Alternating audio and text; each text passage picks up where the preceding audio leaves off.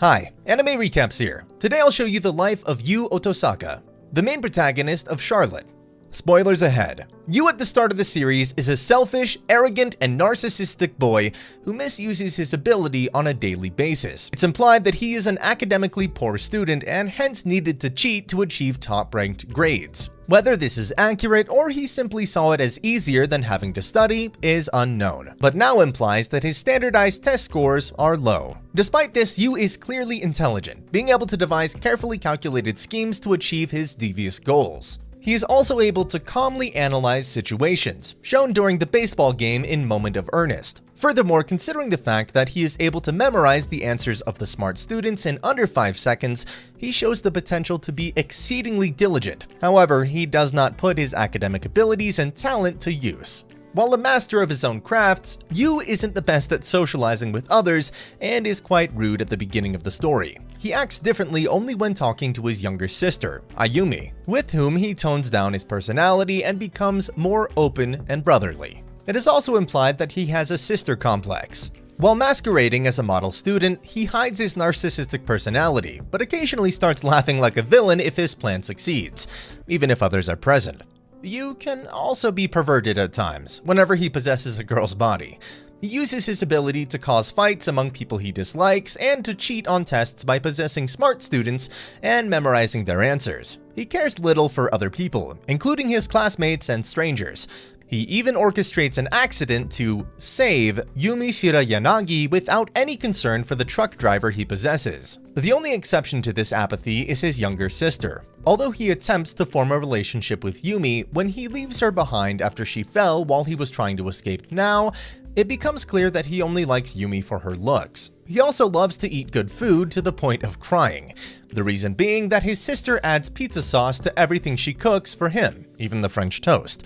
After being forced to transfer to Hoshinomi by now, Yu's personality slowly begins to change for the better. At first, he's clearly using his ability for anything he doesn't want to do, and only does so after urging from Nao, though this changes as time passes. Although he dislikes Nao in the beginning, he feels sympathy for her regarding the situation with her brother and her difficult past, as well as her rocky relationship with the other students. Throughout the series, Yu acts as a comedic, straight man whenever something bizarre or abnormal occurs due to the other members' antics. An example of this is his reaction to Jojiro Takusho's physical state after using his ability to get lunch from the cafeteria, or his reaction to Misa Korobane's threats to burn things. He unknowingly begins to enjoy his time as a member of the student council, as evidenced at his excitement at winning the baseball match in Moment of Earnest.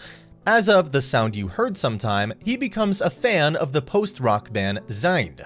After Ayumi's death, Yu goes through some severe depression and instability. He goes as far as locking himself in his room for days, doing nothing but eating instant noodles and watching TV. And honestly, with the pandemic, I feel that.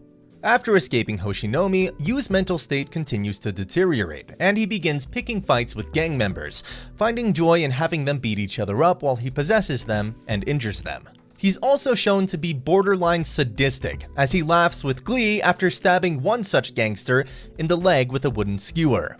He continues to go in a downward spiral and even reaches a point where he's about to use drugs. This goes on until Nao stops him. After returning to Hoshinomi, Yu is noticeably more grateful towards his fellow members and is much more accepting of their antics, seeing them as close friends. He begins to try to move from Ayumi's death, but finds himself reminded of her constantly, including a number of times when he thinks about calling home to tell her he'll be late, only to realize she's not there anymore. His encounter with Sala Shane shows him to realize that he has become more gentle and considerate towards those around him, and that it was Nao who caused him to change over time. This new attitude is shown when he takes Sala to meet Kazuki Tomori in the hopes of curing Kazuki's mental illness, despite there being no gain for him. In the original timeline, his personality is the same as it was when he met Sala, despite the fact that he never met Nao in this timeline. It's also implied that he never developed his villainous tendencies, possibly because of his older brother's good influence on him. He is still a caring older brother to Ayumi, and everyone thinks he has a sister complex. He also cares greatly and looks up to his older brother, Shunsuke, and has a lot of faith in him, even risking his own life to save Shunsuke so that he could time leap and change the past.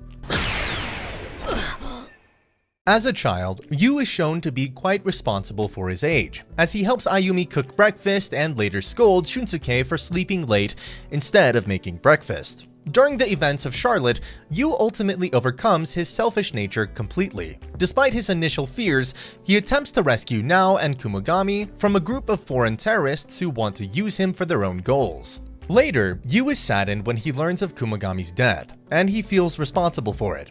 As of promise, Yu is shown to care for his friends immensely, and wants to be able to protect them from harm, no matter how much danger he may have to face. This, as well as his promise to Nao, allows him to decide to take a huge risk and attempt to plunder all abilities outside of Japan. His determination is strong enough to snap Shunsuke out of his depression over Kumagami's death. Over the course of his journey, Yu's abilities as well as the constant danger he faces begin to take their toll on him. He shows signs of PTSD and is unable to sleep, and if he does sleep, he sleepwalks and attacks enemy ability users as well as innocent civilians. Gaps in his memory start to form, and he finds himself unable to remember either his past or his goal. He isn't even able to remember now, but he is able to remember their promise. He also appears to no longer fear death, either because he could save himself using his newfound abilities, or because he is becoming emotionally numb. As time passes, he embraces the moniker One-Eyed Grim Reaper. It is implied that he has forgotten his own name at this point, and he begins plundering abilities with glee. He briefly shows signs of his old narcissistic ability-using personality, but ultimately forgoes this way of thinking when Nao's flashcards bring on feelings of regret, as well as determination to keep his promise, despite his inability to remember who he made this promise to or why. He continues to plunder abilities in a somewhat emotionless state, though does seem to get angry at enemies occasionally. At the end of his journey, he is a shell of his former self, almost completely devoid of emotion. He barely even shows much, if any, reaction, having 3 arrows shot into his back. Despite this, he saves the life of the last ability user and tells her to get to safety after plundering her ability of courage, thereby completing his mission. At the end of the series, Yu has lost all of his past memories. As a result, his personality is a blank slate. However, he is still similar to how he was before he left, as he tells Nao not to cry, showing he has retained his kindness despite the trials he has faced. Yu now looks forward to making many new fun memories with his friends as he moves towards the future. And that's the end of the video. As always, if you liked what you saw, subscribe to the channel. I'll be uploading a lot of videos just like this, so I'll see you in the next one.